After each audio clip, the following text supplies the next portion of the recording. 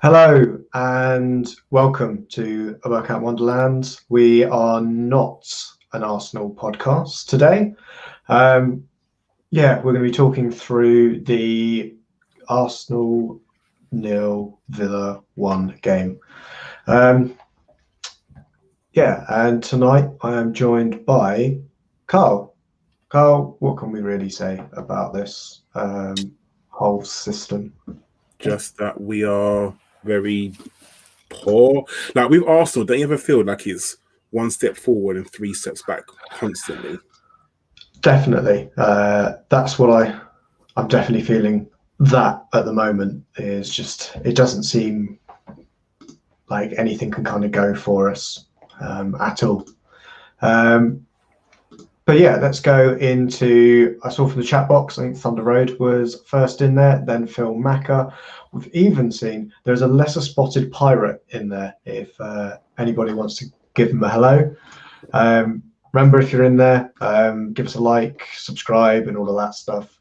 But yeah, we shall get into the game as well, because basically everything happens in the first 3 minutes.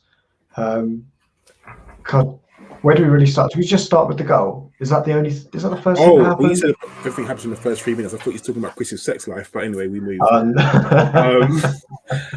Do you know what? It was just a culmination of miscommunication and poor judgment and poor error and poor play, unfortunately. The pass back from Cedric back to Gabriel was poor. It was bad. There's no excuse for it. There wasn't enough on the ball. And I think Gabriel obviously got caught short. And there's a culmination of errors because holding wasn't tight enough to the player. And, it creeps in. I think Matt Ryan was very unlucky, very, very unlucky, because it also takes that slight deflection as well.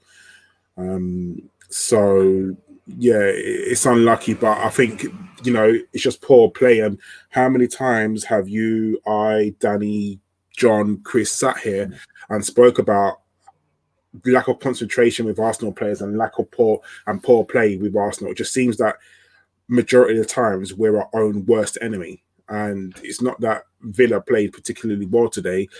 I think it's more a culmination of we played poor. And that first 3 minutes just kind of shows you how bad we actually played. Yeah, definitely. And I think for me, the majority of the blame goes with Cedric, because that pass back is just, it's a hospital pass. He sold Gabriel down there, and yeah, once he gets to it, I think Holding's unlucky. I think he's in the right, not necessarily in the, he could be in a better place, but Watkins slides off him, and it's a deflection that takes it past Ryan. Yeah, it does, but don't you think, again, I'm not trying to pick out who was the worst here because they were all bad, but don't you think that in the box, Holding's got to be touched tight? Yeah, I think that is probably one of them. He's in that, it's 3 minutes into a game. Nobody's that warmed up.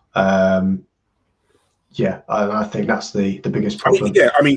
We both know that it was bad all round, wasn't it? Like, I don't think anyone comes out, smelling of roses in that passage of play. It's almost like we weren't switched on, and first 3 minutes of the game, like you said, you're right, it was very early, but at the same time, you gotta be expected. You go to work and you may start work at 12:30, and you don't just start working at 1 o'clock. You start working at 12:30. I'm just putting into just perspectives right now, and you've got to be ready. And like you said, it was a shit ball from Cedric, and obviously Gabriel ready, and Holding obviously a little bit cold and things like that. And I feel like we're making excuses. Like, and I'm not trying to call anyone out because they were all bad, but I feel like we're trying to look for excuses for reasons why they wasn't good, rather than calling them out and saying that you wasn't very good, you were bad. Like, unfortunately, so. Yeah, I'm not sure how I'd kind of I'm always going to be quite defensive against our players. In that way, I won't necessarily call them out as, when they've kind of done mediocre jobs. I'd kind of say they should try harder, but not necessarily going to slate them for it. And I think that's where we're going to kind of differ, and I'm sure there's a pirate currently shouting in there to say that he is definitely not a fan of these players at the moment. I mean, you got to call a spade, don't you think? I mean, when they're good, you give them praise. You tell them, you've done well. And I think when they're bad, maybe not slate them. I'm not advocating slating them like some people do on Twitter and things like that. But you call them out when they're not playing well. Like, you can't constantly make excuses for them and say, oh yeah, well, must trade, but it's only 5 minutes into the half, or things like that. Like, because if we had scored 5 minutes into the half, you wouldn't say like, oh well, you played well, it's 5 minutes into the half, you done well. You'd be like, oh, brilliant. Like, so I think it's kind of swings and roundabouts, and it wasn't an individual error. Well, it was one person's individual error that led to a culmination of errors, unfortunately. And yeah, I think I'm not kind of on the Pirates kind of boat at the moment, no pun there, but I am kind of just getting sick and tired of constantly calling out their mistakes, because it's happening more often than not. Yeah, and I think let's continue through the game, because I think there's some other points we can talk about. It wasn't all Villa, and it wasn't all necessarily Arsenal bad, but let's just chat a few minutes after that. We see, I think, Konza gets a yellow card. Saka breaking through the line. It's one of those middle of the field, but there's not much in behind Saka's through on goal if he isn't brought down. Referee only gives a yellow card. I thought that's a red now, because, made no attempt to get the ball. Why is he still on the field? What's going on there? Because it was against Arsenal, Josh. You should know this by now. I think maybe because of where it was and how far out it was, that's the reason why it's not a red. That's with my football hat on, not my Arsenal hat on, because had it been maybe a few yards up the pitch and dead centre, then maybe you could say, yeah, it's a obvious goal scoring opportunity. And for some reason, I don't think that just being one-on-one with the goalkeeper that far out is an obvious goal scoring opportunity. Or that's how they perceive it, I guess. I was annoyed. I really was annoyed, because you do think it's a cynical challenge. It really is. And I've seen reds given for that. Granit Xhaka springs to mind. Mikel Arteta, another one. I see that video's going around on Twitter at the moment. There's him. Yeah, so that springs to mind. And we'll talk about this later about the it just seems like referees are against Arsenal at the moment. However, I think that a yellow was probably justified. I'll be honest with you. I wouldn't have been sad if he got a red. However, again, with my football hat on, if I flipped it round and had that been on the other side, and we got a red card for that, I'll be fuming. So I probably think a yellow is justified for that. Yeah, that's where I kind of agreed with it as well. Like, if we're going to say we need to change the rules, and I know we've received red cards for it in the past, well, them changing is, that being a yellow and then it being consistent ongoing when the next Arsenal player does it and hopefully doesn't get sent off. But then a few minutes later, we then see Konza go straight through the back of Lacazette and not get a second yellow. And I think that's where my biggest gripes are early in. That was totally a referee bottle job, I'll be honest with you, because, again, I hate to keep on banging on about being Arsenal, but if that's an Arsenal player, it's a second yellow, isn't it? It's a second yellow and he's off, but the referee does nothing. And this is what I'm talking about, why the referees don't have to answer to anybody. They shouldn't be made to come out and explain their decisions and say, I didn't send them off because, or I didn't feel that's a yellow card because, and it's just ridiculous. You question the referee and you get fined. I saw at the end of the game, Mikel Arteta talking to the referee, and that he was obviously angry. I'm mostly probably about something we're going to talk about later, but it's just ridiculous how referees are just not made to make, or not made to explain their decisions. Like, they should be able to say, okay, this is what I thought. We could think of so many opportunities that happened to, like, Chelsea, Arsenal with Jorginho. and he went on to score the winning goal last season. Last season, the season before, it was last season. But yeah. You know, I mean, there's just so many times it seems to happen to Arsenal so many times, and I guess you could probably sit with all other 19 other fans from other Premier League teams, and they'd probably say the same thing. I'm sure they would. I'm sure they'd all have opportunities, or there's all have decisions that go against them that they're not happy about. But it just seems to happen. Maybe because we follow Arsenal, it seems that we see that it more often or not. But it just seems to happen to us much more often, which is just a bit silly. Like, it just annoys me, I guess. Yeah, so it's kind of continuing again. We did create a few chances. I think Pepe looked to be, do you say, probably our most bright player in that first half, mainly because Saka was getting fouled through the whole of it. Yeah, what did you think? Yeah, he was definitely better than he's been. He was more attacking. Like, I think he's like found a little bit of form, so he's enjoying his football now. I don't think he's enjoying his football before, but now he's found a little bit of form and he scored a few goals, and I think he's now enjoying his football. He's now, you know, being able to take effect on the game much better. And he was definitely our most attacking player and definitely our most dangerous player. He had a few shots that just went wide and over, and you know, it was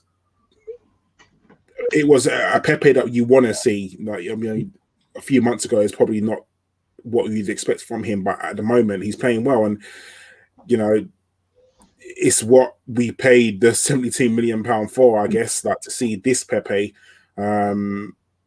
But I had no faults with him. I mean, you could say that maybe he should have taken some of his chances, but as his more all-round play, his attacking play and his link-up play, I thought it was quite good. Yeah, and I think the defensive work we saw from him as well. And Arteta said after our last game that he's playing some of his best football as well. And I think that's a huge thing for us, that he's now playing the way we kind of need him to and getting good results from it. But I think we still struggle to really get any shots on target, any reasonable shots on target. It's the only one I can think of is the Xhaka free kick in the first half, which, to be fair, was a fantastic free kick from 35 yards out.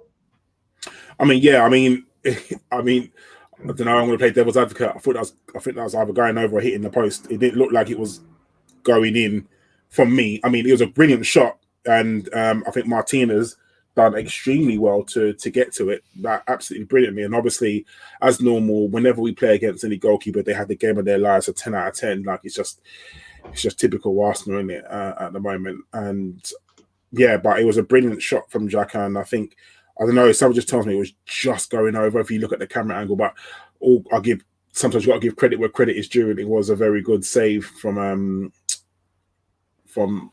Martinez. Yeah, I mean, Leno doesn't get there, does he? No. definitely doesn't get there, not at all. But yeah, sometimes you just have to sort of hold your hands up and say, "Oh, you know what? Well done." It was a very good save, and just something I want to bring up. As much as I love Saka, I think he's a wonderful player. His corner taking is absolutely atrocious. Like, I just don't. It seems to be everybody at Arsenal just cannot take a corner, and I don't know why. I don't know why they can't stand on that line and cross the ball into that box. It's just, I don't know. It's getting ridiculous now. Yeah, and I think I think the only time I can remember scoring from a corner is when Willian's taken it, and you know, I don't think we, as a fan base, want Willian starting games purely because he can take an all right corner. No, but I give credit to Gabriel as well. I thought Gabriel was very good today from set pieces. He was getting his head to so many balls. Like, I think if people were on their toes and anticipated Gabriel getting to the ball first, because I can remember there was one, there was a corner, Gabriel peeled off, Villa kind of got it out, and then we got it back in, and Gabriel headed it to, I want to say it's Lacazette, but Lacazette weren't on his toes. So I think Gabriel today needs a special mention today, or at least from from the attacking point of view, because he was getting his head to a lot of balls, and I think we didn't exploit that good enough. Yeah, he was definitely the most threatening player, I think, from putting chances away. I thought he was going to be the one for us rather than anyone else. Maybe Rob Holding again. I think that was where our best chances were coming from, were from set plays. Really, we just couldn't break down this Villa side that scored incredibly early, and then just put two banks of four, or even worse, six at the back. It was a nightmare for us to get through it, and you'd think a coach with the attacking philosophy that Arteta supposedly has, yes, he's sorted us out defensively in most cases. We just didn't quite see that attack click today. What did you have that down to?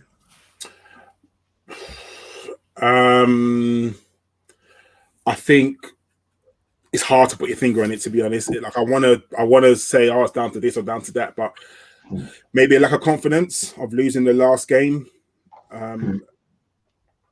Maybe it was that. I don't know. I think maybe not going straight forward because we had a goalkeeper who they were probably thinking we need to protect. It's a culmination of things. I can't put it down to one thing. Unfortunately, it's just today was one of those days where you're right. The attack didn't click and it was calling out for something special, but unfortunately, we didn't get that something special. Yeah, and I think that's one of the things that we need to kind of have a look at is that, Arteta can coach the hell out of these players, but sometimes you need that individual quality just to break through the lines and a player to take it on their shoulders to do so. And I think Smith Rowe didn't look, he's normally been that player for us, that one that's shown a little bit of quality to get through a deep line in the last couple of weeks. And we just didn't see that from him for whatever reason. Are there any other things we want to come talk about in the first half? It was, a difficult first half for us, I think. Yeah, I think it's hard to put a finger on. Like I said, it's hard to put the finger on what exactly wasn't clicking. I think that we were trying to break down the doors, but Villa at the same time were very defensive, as you said. And I think sometimes when you stream forward, we're always worried about the counter attack. I think that's a threat with Arsenal, especially with sort of Granit Xhaka in the middle, who's not the fastest. We were trying to bang on the door. We definitely was trying to get forward, but we just came up today against a team that they already had their lead in the first 3 minutes. So therefore, it's down to us to try and break them down. They had nothing to go forward for. They didn't have to take any risk or take any chances because they were trying to protect their lead. So in that sense, it's kind of we find it very hard to break down teams. We have done since Mikel Arteta has come into Arsenal. We cannot break teams down. It is very hard when they go defensive. And with a culmination of him not kind of changing his tactics, which I'm sure we'll talk about later, it was just, like you said, a very difficult first half that it just weren't clicking for us. It didn't get there. No, definitely not. And I think one thing that is going to happen, if everybody would like it to, I've just realised, as Kris has messaged me to say he wanted to come on, that I can't DM him on Twitter, so I'm going to have to find another alternative place to do it. And I'm not even joking. I completely forgotten how to get hold of Kris if it's not on Twitter. But yeah, well, I think that I will try and email it to him. I'll WhatsApp it to him when I've. I'll waffle on while you do that. So I think in the second half we played a tiny little bit better. I don't know if I was hoping for any halftime changes. I think it was more. I think Arteta needed to give them a kick up the backside. We came out in the second half, and I think the second half we played so much better.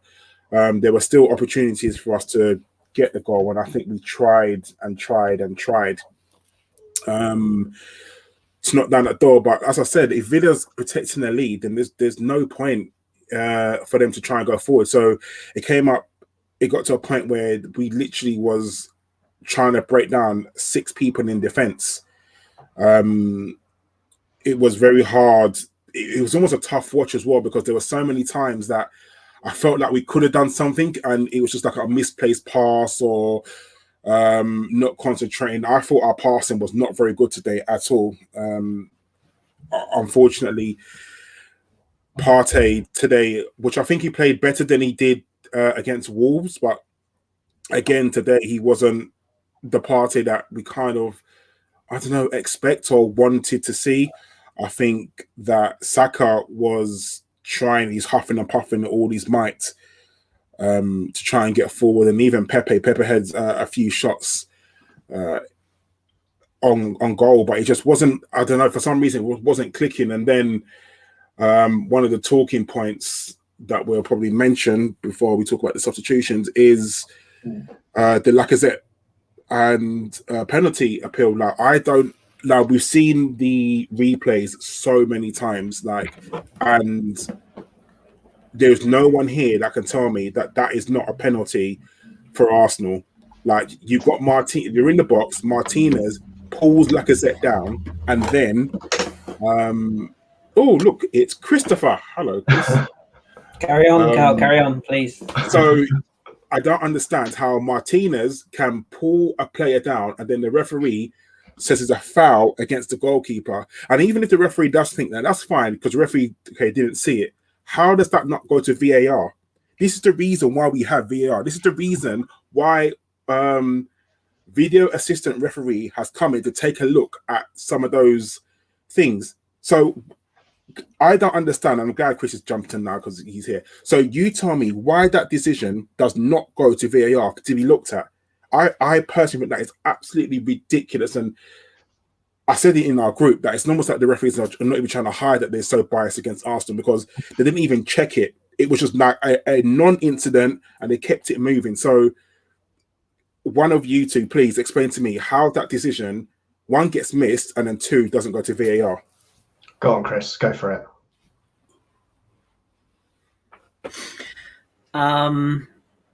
Oh God, I just where do I even begin? Apologies, first of all. Sorry for jumping the gates and doing a run in here. So we're talking about the yeah. I mean, there's a few decisions. You're right, Karl. You know me. I have my heart beats strong for Emile Martinez. I love the guy, but it's a penalty. Like, end of story. Keepers are protected species in this modern world. You basically, if you're a goalkeeper, if you've got gloves on, you can do what the fuck you want. Absolutely fine, no problem. Pull jerseys, headbutt people, pull their nuts. Doesn't matter. You can do whatever you want. The one you mentioned earlier on, Josh, the foul when, is it Clogser, as I'll call him. Guy is absolute trash. The guy is trash. He's championship level at best, and that was the sort of defending he does on Saka. So that's. People say, oh, he's not through on goal. Have you seen how quick Saka is? He's through on goal. He's at the very, very least getting a shot away there. What happens? Referee, who, by the way, I'll just put what I put in the chat earlier on. I don't even care. I'll just say it as it is. This referee is that kid who wanks into his sock and gets his mum to lick it dry. He is. This guy, I don't even know what's his name? I don't even know. He's a massive virgin. This is one of the worst referees I have ever seen. Just look at his face. He's scared to referee games. He's scared to make decisions. When he booked Jack Grealish in the second half, he almost apologised for booking him. What, because he likes his hair? Because he likes his calves? Because he's cute? He's got a nice bum? Like, just do your job, you fraud. I listened to a couple of podcasts this week when they were talking about the Wolves game, and I'm 100% like, I completely agree. I think it was James from Gunnerblock was saying the same. I hate blaming referees. Right? Don't get it twisted. We as a football club right now, we are dog shit. If you think anything other than that, I don't think you've watched football very long. I don't think you kind of grasp the concept. We have lost home and away to an Aston Villa side that hasn't had to break sweat against us twice. Villa scored and then went, what do we do? I know, we'll sit in our own box because this lot have got nothing. And guess what? We had nothing. I know we'll come on to individual players later on. I'm sorry to rant, but when you're not very good anyway, and you're getting decisions given against you like that. And let's not forget as well, the same Virgin referee, not only did he not give the penalty, he gave the free kick against Lacazette. For what? For what? For having his shirt pulled. Okay, I'd love to read the referee's report on that. Yes, I booked the French striker because he plays for Arsenal. So that's all. Because I'm sorry to rant, but I'm really clinging on. And to watch games at the moment, I'm really clinging on, like everyone in the world. I'm finding it really hard because there's too much football at the moment. I'm just getting totally disenfranchised with the game right now. But I'm trying really hard to find the positives. But when you've got officiating this bad, and it's not just Arsenal, Southampton had it the other night as well. Funnily enough, got their red card overturned. But we won't go there. It just doesn't help. So I'm going to shut up now because I've got that off my chest. Thanks. That's all right. And I think kind of everybody needed it as well. Just because I think that's one of the things that a lot of people in chat boxes and a lot of comments talking about the referees is boring. It's getting exhausting that we're having to do it. But that's the problem. We shouldn't have to talk about it. And whilst you say we are shit, in most cases, we couldn't create anything against this side. We have this problem that the referees aren't helping us. Not that they should be helping us, but they should be giving us at least a level playing field.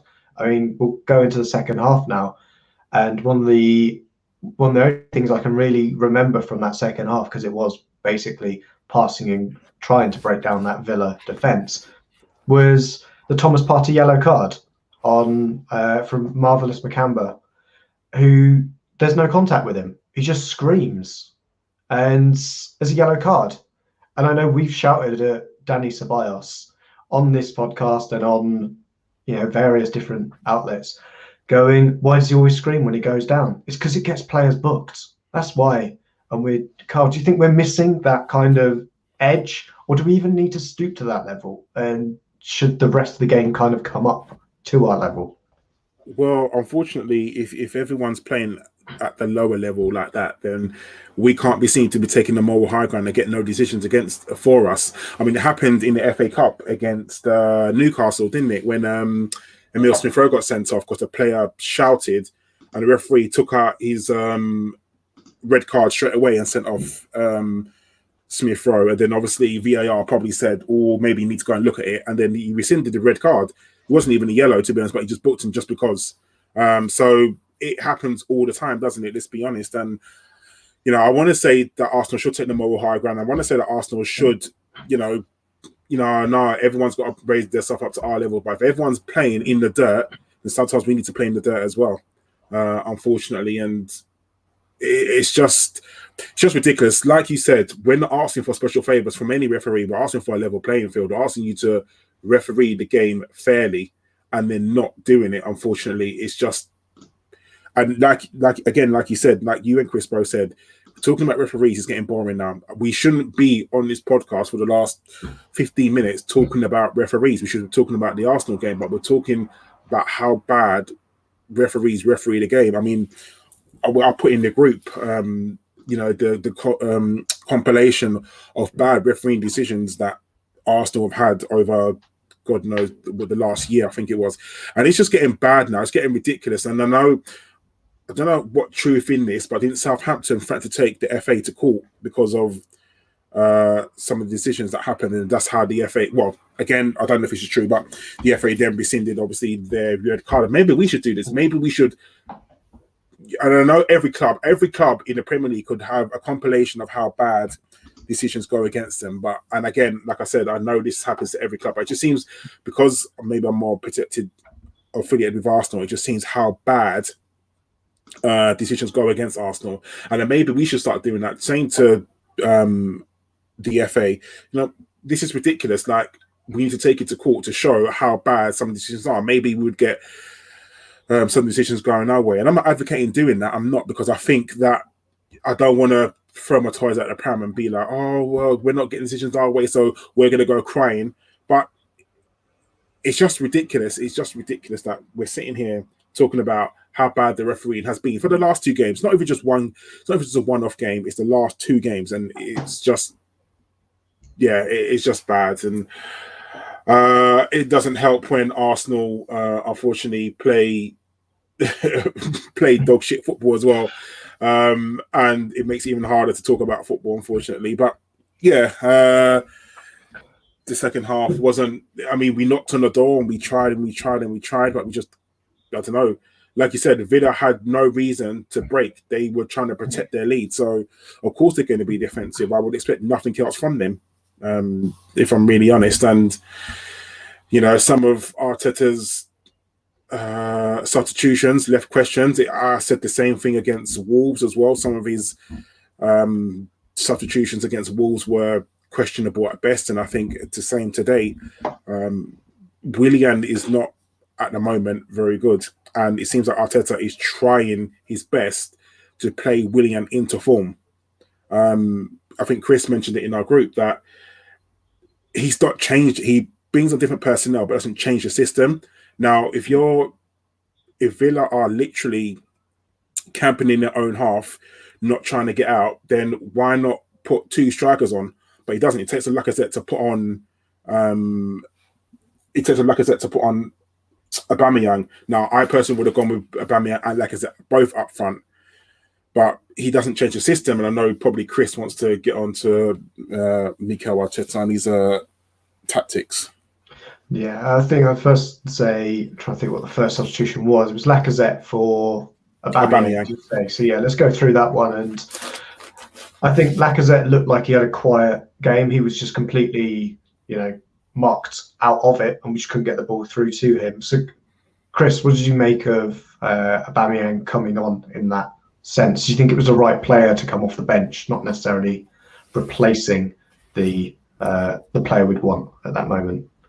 No. Is the short answer to that. I'd have brought Odegaard on first because I didn't feel like the problem today was Lacazette's movement. He didn't really get the ball, and when he did get the ball, as you were saying and Karl was saying, he was largely marked out of the game. But what he needed was another runner. He needed somebody else who was going to take on somebody. When Saka was getting in on that right-hand side in the first half, we were looking decent, and the same with Pepe. And I would have gone with a more creative player in the middle. Like I love Emile Smith-Rowe, I really do. I think he's going to have a big future, but he was quiet today. And I think we speculated in the group, like when the substitution was going to be made even after Albert had come on, it seemed a strange one to leave him out there. So I would have gone with Odegaard, or at the very sort of, if you wanted to go different, I'd have brought Martinelli on, moved Saka to left back as they did, and because we needed pace. And I don't know whether you want to talk about the large 14-shaped thing in the room at this point, but I think he's done. And I'm very, very worried that we've just shipped out for overpriced. Oh, Joe Willock's just scored on his debut for Nicolas. Yes, yeah, he couldn't. I just wonder. I wonder if we've gone and done it again. And I'm not criticizing Aubameyang. Obviously he's gone through some personal issues recently, and that's nothing to do with football. But if he's not in the right frame of mind, he shouldn't be in the squad. And if he's in the squad, then he should be ready to perform. And I thought he came on today and did the square root of fuck all. And the thing that really worries me about him at the moment when he comes on is he looks to me like a striker who doesn't want to shoot. He looks to me like a striker who avoids heading the ball at every possible opportunity. He always goes. He does that thing. You've played Sunday League, Josh. When you might not know this, but I know this. When you're not very good and you're sort of trying to make it look like you want the ball, but secretly you kind of hope it doesn't come anywhere near you. I feel like he's doing that whenever we put crosses in, which, I mean, that's a debate for another. I noticed the cross at the back, which, things you love to see. Let's cross it into a team that doesn't head the ball. Yeah, that's cool. But yeah, I worry about Aubameyang and the amount of people that was sitting in the, in the chat sort of pre-season and the early start of the season. Oh, Aubameyang's got to play centre forward. Lacazette, shit, he's this, he's that. Well, how's that working out for you? How's that going? Because he's not a central striker. He doesn't do a very good job as a central striker. He doesn't hold the ball up well enough. He doesn't bring other players into play well enough. He's not a poacher. He's not like an Nketiah where he's just going to finish in the 6-yard box. He's a player who likes to receive the ball and cut in. But he's not. he's not in enough form for you to. You need a player who's gonna do the donkey work, which is what Lacazette's been doing. And I'm not saying Lacazette is the answer. I'm not saying that he's should give him another 7-year contract or anything like it. He's had a mixed few weeks as well, but Alba he just didn't affect the game today. And let's not forget that's our captain. I say I'm not criticizing him to the degree of saying I'm not saying he's crap or anything like this.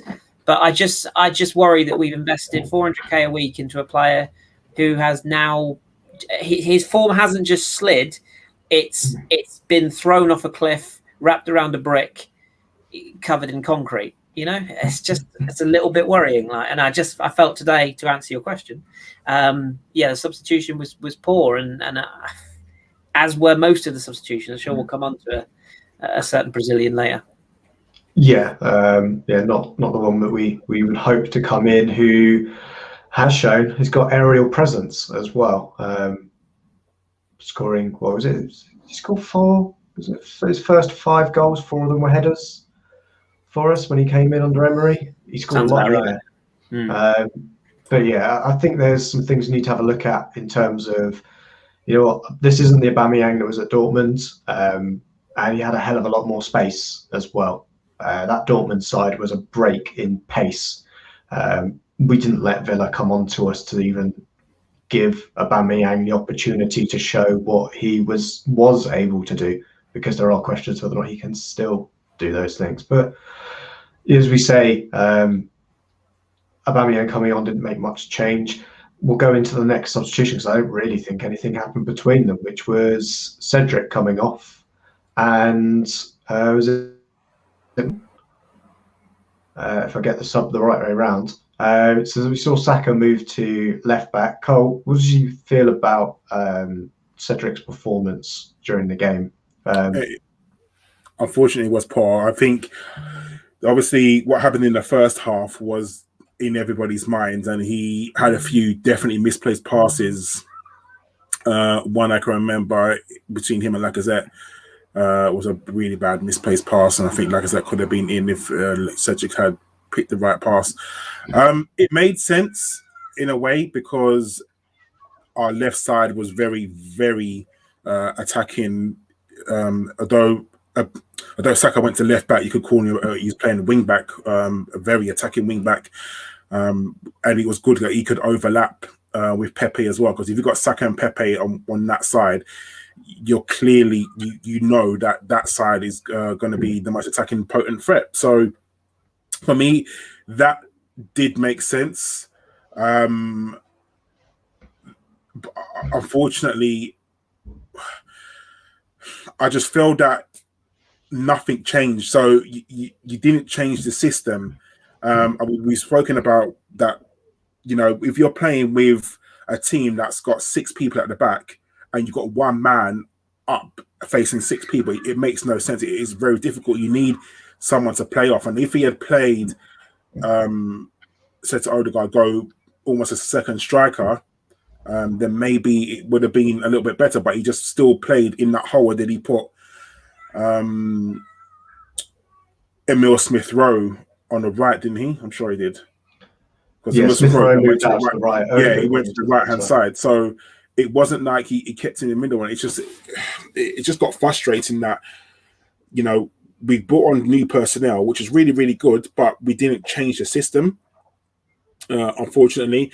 So then all Villa did was double up on the left, their right, our left-hand side, and there's a few times that Emile Smith-Rowe was left by himself. I believe there was a cross that came in, and Aubameyang went for the ball, and Emile Smith-Rowe was literally unmarked in the box, no one around him, and would have scored a tap-in. But unfortunately, Aubameyang went for the ball, and it was just, I don't know, I did begin to get frustrated because bring on new personnel, that's fine. And it's brilliant that you can change personnel for more attacking personnel. It was really good.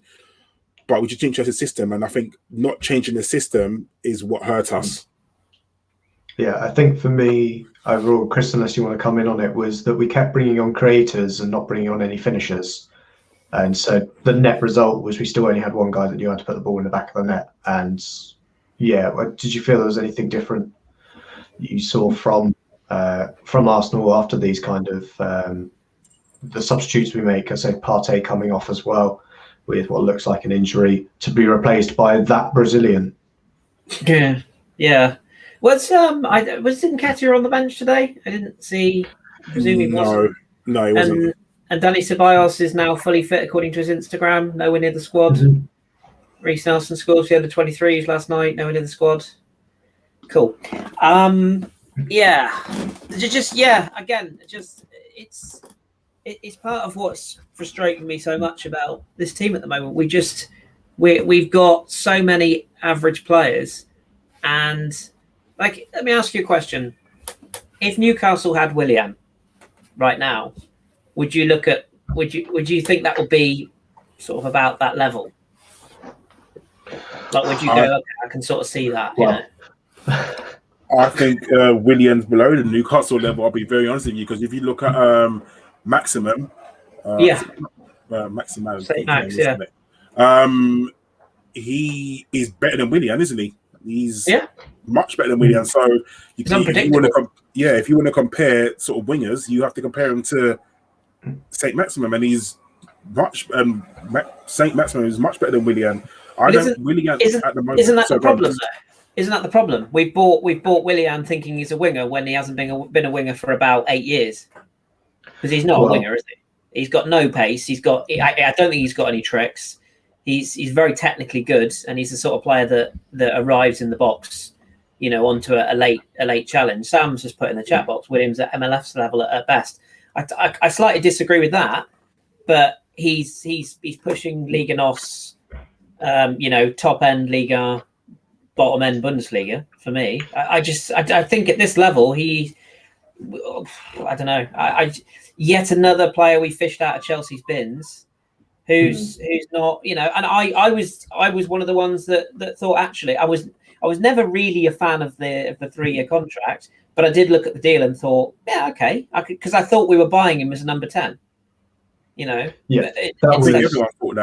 thought that he was coming in as a number 10, and I think you have to understand that obviously when you get to 31, of course your legs go. He's been playing football for God knows how long. Is that 31 in Nigerian years though, or is that 31 in Brazilian years? It may well be but it's just ridiculous that I'm not going to say Arteta knows. I like to think Arteta knows what he's doing, and playing him on the wing is not working. But he keeps doing it, and it's like I said in our group, like it's almost like he's trying to play him into good form. It's almost like he wants to keep him playing him. He'll score a goal, and then be like, "Oh look, I told you." But he has done nothing at all. I think there was a stat going around that we may have changed now, that he's only had 2 shots on target in like 20 odd games. That is ridiculous. That's. I think even Gabriel, our centre backs, had more shots on target. More goals. So than shots on target. He's got 3 goals for us, Gabriel. He fed off Eden Hazard, didn't he? He made a career at Chelsea off the back of Eden Hazard's best form, because he was that secondary creator. Yeah, he made a career at Chelsea being good with free kicks and coming off the bench and doing that bit of moment that goes viral on YouTube because he scores a free kick from 25 yards that wins them the game. Was he there under Mourinho as well? Was Mourinho there when was he Mourinho started? Years. Yeah. That explains something to me. So. Or it might have been Ancelotti. He's definitely there for second season Mourinho, or second period Mourinho anyway. And he's one of those players that he's never been an outstanding talent, which is where I got confused because I was saying before we even signed him. It was an odd signing unless we were going to play him at number 8, and we were going to play with 2 number 8s because he's got that kind of. And if you're 1-0 down, if you're 1-0 down at Villa and you turn and look at your bench and you look at Martinelli, raw, exciting, talented, direct, pacey, a trick. And then you look at Willian snuggled up, like this on the bench going, oh, I'm cold. Like, do you know what I mean? That's the bit that I don't quite understand. If Smith Rowe has come in and injected that energy, Martinelli must be sat on the bench today going, well, what the fuck? Like, what, why? You know, it's not like we brought on Partey was injured. It's not like we brought on Pablo Mari to sit in a back three and go defensive. We brought on an attacking change, and you know, and I'm not. It's not like Willian didn't do anything today. He tried to get involved. I'm not saying he didn't. He clearly did. But he's not a player who's going to come on with 10 minutes to go, burn past a fullback and swing it across. He's a player who, as you say, you might win a free kick. You might get him to take a free kick. He might get on the end of a corner, but he's not a game changer. No, I think the only thing he changes is by when he comes on, he's quite good at, you know, switching places with other people in that front 3 or 4. So that they then take up the place. Yeah, so he'll never actually be the one on the ball, but he'll do the job of, say, Smith Rowe comes in. I remember under Surrey, he played in that false 9 position whilst Hazard was out, or they were playing Hazard out on the wing. He has that very good trait of being able to interchange with players, but he's not the one that's interchanging for a reason. He's the guy of, I'll slide in whilst Smith Rowe's going and doing something with the ball, or Pepe's out there, or Saka's out there. I'll go and cover for them. That's what he does good for us. But I don't think we really needed that at that point. It seems like a little bit of, I know we're going to say you can kind of tie Arteta to a number of different managers he's played under. I think at the end it looked like we had, you know, like an Arsene Wenger style, throw all the creators on but no finishers. But it seemed like it was also a bit of like a David Moyes of, well, we still don't want to concede. And if you bring Martinelli on, he might not get back. He might not cover as well as Willian does. But what's 2-0 to 1-0? I bet he would. I bet he would, because he does work back. That's the best part of his game, Martinelli. He works like a. Well, I don't know what you call it, but he works hard. You know, I don't know. I just don't think it's one of those moves that if he quietly goes to China in the summer, nobody's really going to care, are they? And unfortunately, it's going to be another loss of money. But the thing is he? Why would he? China's not paying players as they were back in the day, and he's sitting pretty on a contract that he's getting paid. It's going to be his last contract, because you can just see that his heart's not in it. You can just see it. He can't be bothered. So why would he not just sit here for 3 years, collect his money, retire back to Brazil or wherever, and just be nice? I don't understand why he didn't bring on Martinelli. And again, it's just Martinelli was sitting on the bench. I mean, because all the players must know. All the players know that he's shit, he's good, he's blah, blah, blah. And he must be sitting there thinking, this guy has done nothing all season. I work my ass off and I don't get a game, or I don't come on. Like, he didn't come on against Wolves, did he? No, he didn't. No, but then we did have 2 players sent off against Wolves. So I think that's one of the reasons we didn't see someone like Odegaard come on for a couple of minutes. Purely because, you know, he came against Wolves, didn't he? Yeah, last throw of the dice again. And imagine you're Mikel Arteta and you have to look Reiss Nelson in the eye tomorrow morning and go, "All right, Reiss, how's it going? Yeah, I picked that other guy because he's better than you." Like, imagine, you know. I'm not saying Reiss Nelson is Riyad Mahrez, but you know, like I think in the summer we kind of have a look and try and. I don't think Arteta and Edu are the kind of people that try and save face and try and persevere with someone like Willian. It is very much a see you later. We'll find someone. I hope so. Why is he still playing him then? Like, why exactly. Say that? And I understand what you're saying, Josh. I do totally do. But why is he still playing Willian? You think he'd be like, you know what? I'm going to give you a little rest, like, and then bring in, like you said, bring in Martinelli. I mean, yes, I think Martinelli at the moment, I don't think it's 100% fit. I'll be very honest with you. And I think you got a Nelson as well. Like, you say, do you know what? Okay, Nelson, I'm going to give you a run. Like, show me what you can do. Like, here's your time now. Show me what you can do. Because it's not going to be no worse than Willian, is he? Willian's created nothing and not scoring in at all. So surely bringing someone else in can't be any worse than nothing happening. I don't want to be like that guy, because everyone knows I'm old. I am old, but God bless him, God rest his soul. If I was talking to someone like Steve about this, Steve would be the sort of person that I would agree with on this, and he would say, what happened last night? You know, the under-23s played, okay? And in that under-23 side, you had Reece Nelson played and Following Balogun played, right? And captains the under-23s. Now, I know there's this debate about his contract and is he going to stay and is he not? And, you know, do you invest in a player if you know that he's going to walk away for free and yada, yada, yada. But he's playing well for the under-23s. Now, in the old days, to quote Steve, you know, in the George Graham era, for example, I know football's moved on, but a player could play brilliantly for the under-23s on a Friday night and make the squad on a Saturday. But because we're all so wrapped up in this modern day bullshit of, oh, they're in the red zone. Oh, well, they might need their toenails clipped tomorrow, so we'll have to give them a rest. Or they might need a little rub down because they might be tired. If you gave any of those under-23 players last night the opportunity to come into that squad today, they would come in and they'd burn their ass off for 20 minutes. We're not talking about bringing, you know, Nelson or Balogun in for, you know, for the full 90 minutes. We're not saying they need to play back-to-back games like you do Sunday League or whatever. We're saying like 24 hours later, you know, stick him on the bench. Like, yeah, it's a reward, wasn't it? Yeah, you sit on the bench. You don't actually play, but you sit on the bench for the first team. Yeah, but you know what? If for 20 minutes to go we're struggling and we're in the mud, sod it, let's chuck you on. You know that's I say I don't know where Nketiah was today. Is he even injured? I don't know. Why is he not making the bench? You know, I mean he's not. I don't think he's the answer. And again, if you know somebody offered us 20 million, yeah, you'd move him on. But he's an option.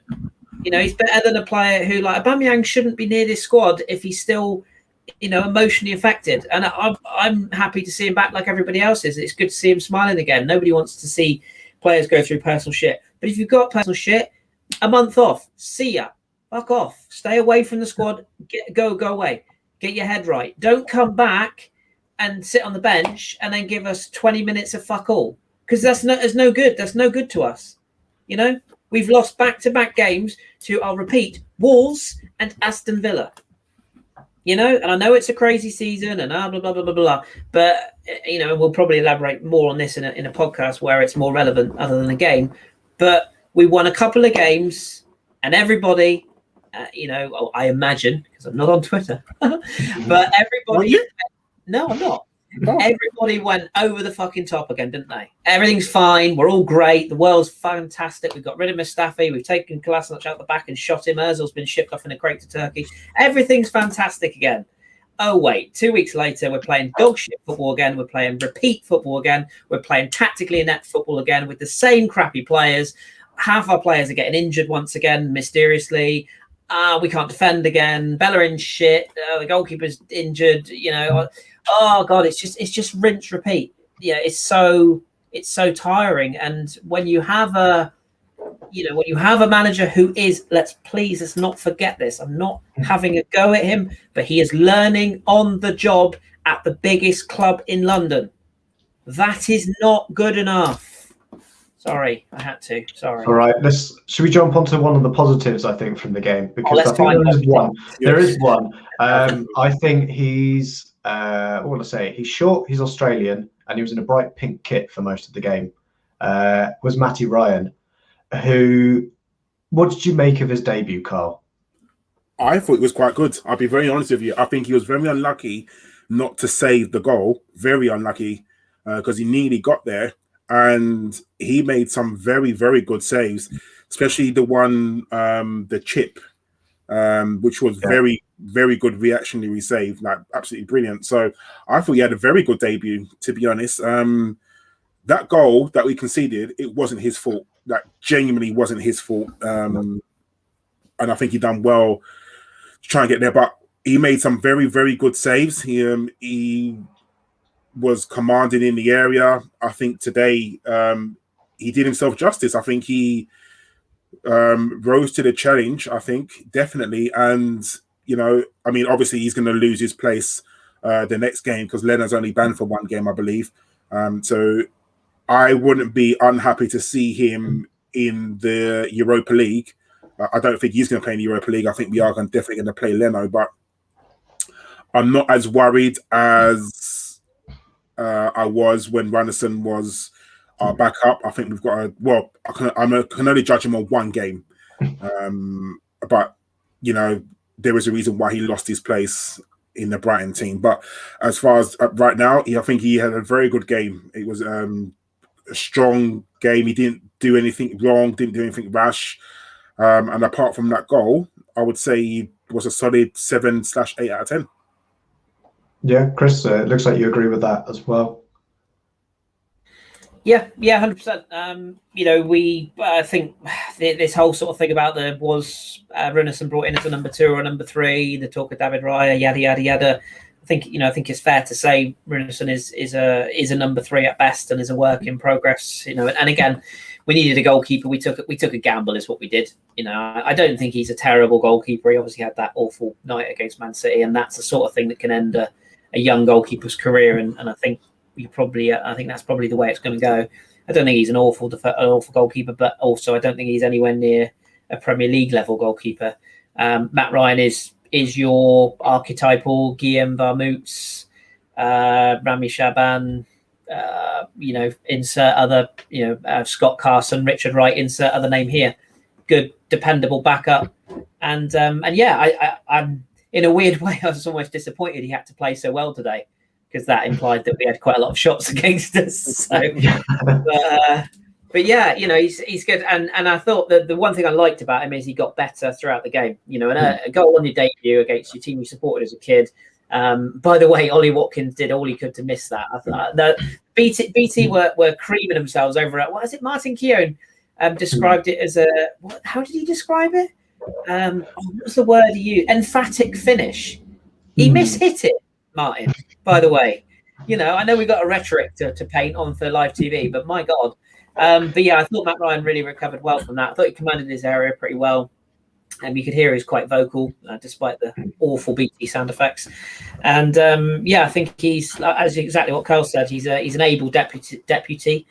And when Leno inevitably breaks his neck in a horrific fall against Pauk shopping basket in the next round of the Europa League, we might need him. So, yeah, I think he's probably a goalkeeper that if we can't get a quote-unquote high-level number 2 in the summer, I'd probably look to make that one permanent.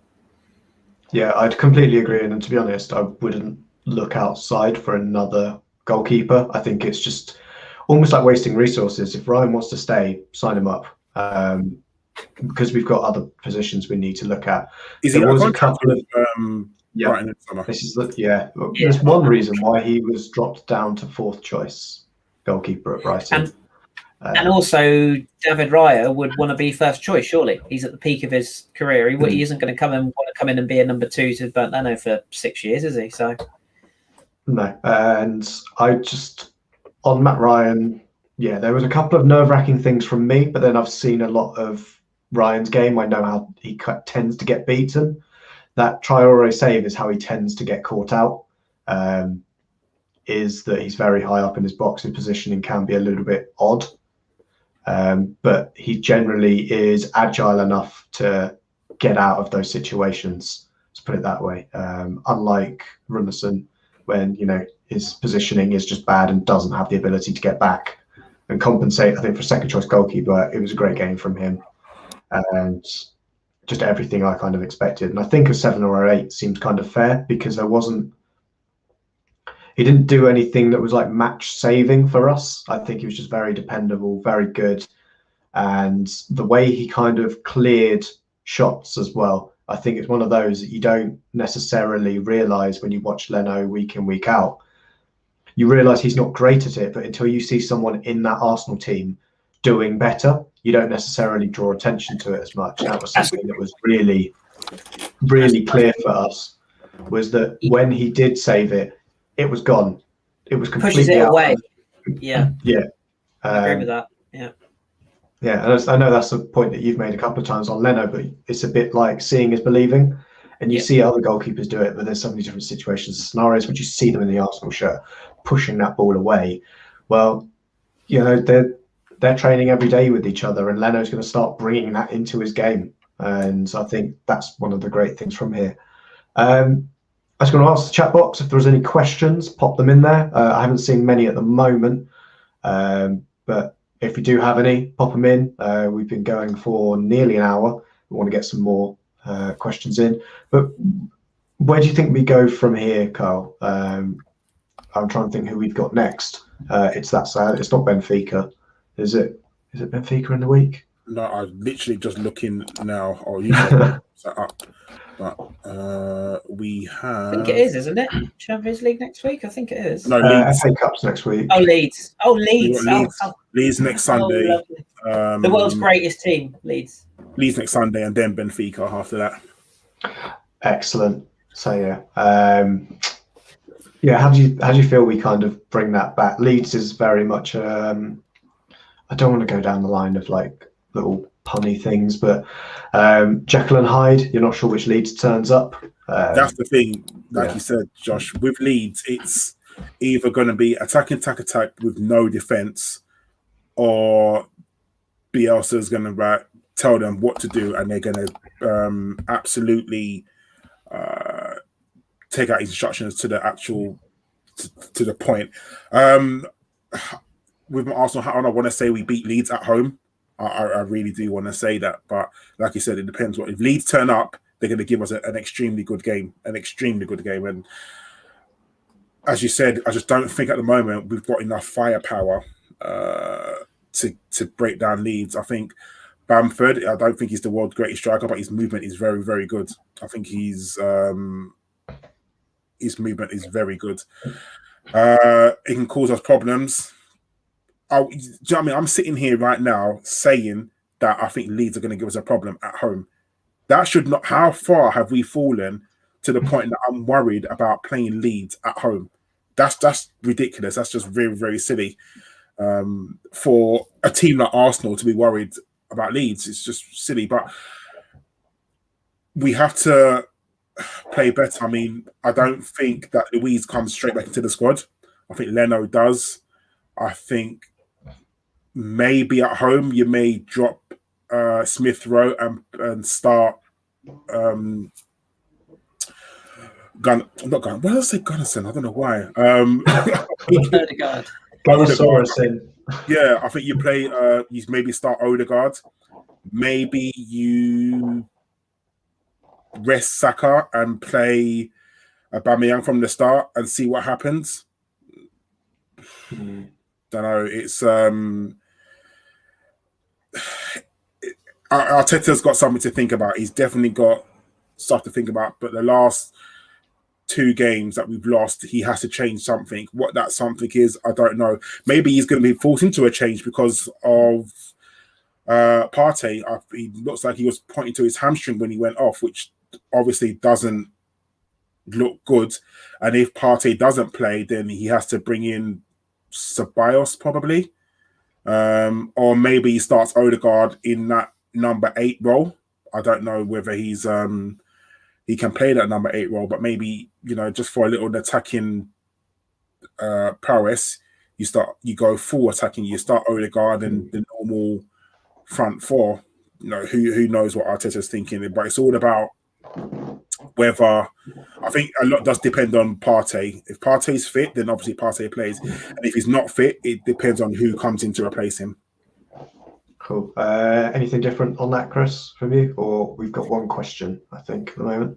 No, I think Karl's spot on. And by Partey, there was when he came off, he sort of went over to Arteta, sort of went across to him, and he did that motion, which usually means has it gone? And Partey nodded. So that suggests to me that there's a muscular injury there.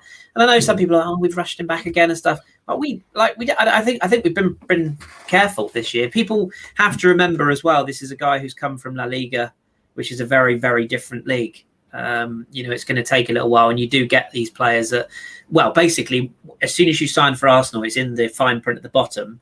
You must receive at least 4 injuries in your first season, and then slowly escalate up as you proceed your career until eventually you go away on a free transfer and then re-sign with a broken back. So it's written in the stars that as soon as you sign a top level player, he'll be injured every week. But yeah, I don't know about you guys, but I can't wait to see the El Nene Xhaka or Ceballos Xhaka axis once again. I've been looking forward to that day. So that'll be fun once again. Oh, we can welcome it back for sure, I think, in the coming weeks. So our question is from Claudius, who's on Twitch. go for you. Well, I think we'll have a go at this, but I'll go for you first, Kris. Is there anything Arteta can do to make the team better at dealing with rotational fouling and getting unfair yellow and red cards? Because 9 reds in a single year is a joke. No, I don't think there is, because there's a lot of things he can improve as a manager, but no, I mean you can't. It's like Karl said at the start. We're not coming on here saying everybody's. We're not saying it's all Arsenal, because it's not. Our referees a bit corrupt. Debatable. Are they actually educated in the laws of the game? Certainly not. Is VAR being used the correct way? No. So, you can't change that. I thought, to be fair, Arteta took the Luiz situation in good grace. I thought he could have said a lot worse and a lot more and probably got himself a hefty fine. I thought he took that fairly well. But no, we've been saying for years we want an Arsenal team that's gonna kick and scratch and claw its way out of situations, and we've got that now. And we're being punished for it. But the irony is we're not actually getting punished for those sort of challenges. We're getting punished for stupid, niggly, off the ball, or in some cases like Wednesday, no challenges at all. I think the only thing you can really do is, like Karl said, you've got to be smarter with it. You've got to be a bit more clever with the dark arts now. And the thing is, and I'll always say this about referees, if you go out and I'll apply this to the Wolves game the other night. If you go out and you start the game like we did against Wolves and you go 3-0 up, it doesn't matter what a referee does, because you've won the game. It's irrelevant. But if you go away to Wolves, you go away to Aston Villa and you go a goal down, and you give referees decisions to make, you're in the shit, aren't you? So go out there and win the game, then you don't have to worry about referees. That's what Ferguson used to do. Of course, he used to bully referees as well, but, we won't go there. Yeah, Karl, being on the receiving end of rotational fouling, is there anything Arteta can get us to kind of do to cope better with that? Be a bit more tougher. And it's not even by that, I don't mean you just got to take the foul. Do you know what? There are dark arts also include going up to the referee and literally moaning a little bit more. And I'm not, do you know what? As I'm saying this, I'm getting pissed off with myself, because I don't like. Can I just say, this Newcastle Southampton game is fucking brilliant. Sorry, but it's maybe go to referee, because all the other teams do it, and like we were just saying, Kris, if every other team in the league does it, and we're the only ones that are not doing it, but other teams are getting away with it, then why shouldn't we?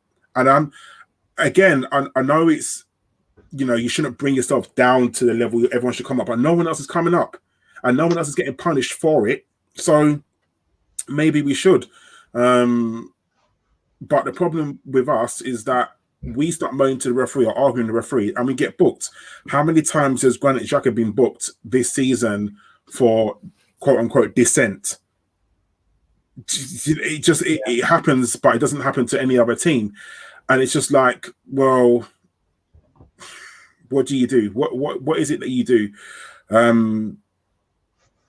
There's nothing Arteta can do per se. Like, he can't say, don't get fouled. It happens. Or if you start fouling other teams, then we just know that we're going to be the ones to get punished for it. It's like Kris said, we're not out here saying that referees are corrupt. Well, for the purposes of anyone listening. But unfortunately, it seems that they are, and it just seems that we get an unfair bite of the cherry. And Arteta at the moment can't do nothing. He can't say go out there and do this, because if the team does do it, and it's like, okay, that's fine, we just seem to get unfairly booked, and we don't want to see any more red cards. Although we've had 9 red cards this season, some of those red cards, let's be honest, were not red cards, not in the slightest.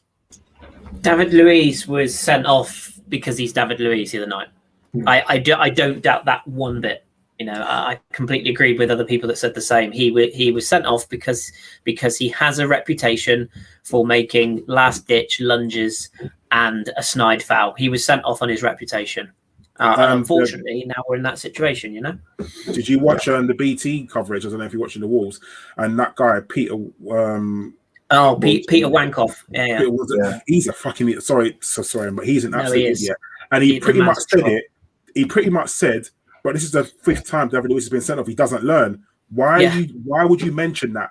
And he's an ex-referee, so you cannot tell me that referees don't have that in their mind. He just kind of proved it that referees have it in their mind. It's always that, that, oh, he's not that sort of player.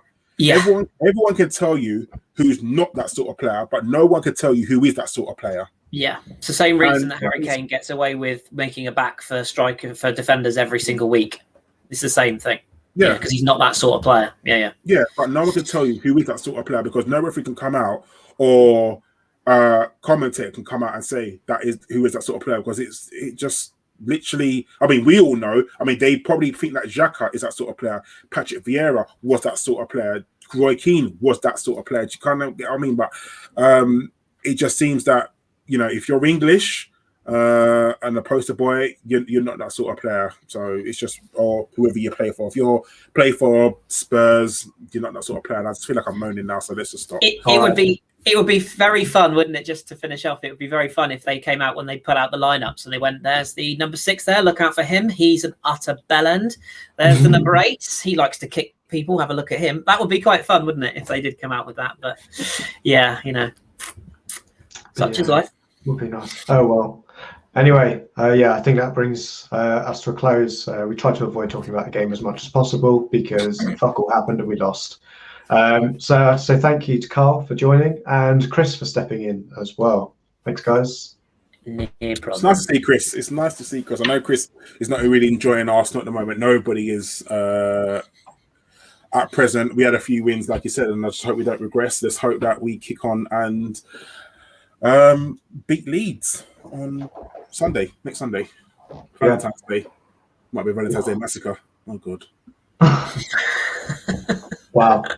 What a way to end it. Anyway, thanks, everybody. Don't forget to like and subscribe to all of our various different channels, and we will be back for that Leeds game next weekend. I have no idea who's on. Hopefully, Danny's out of bed in time. Good night.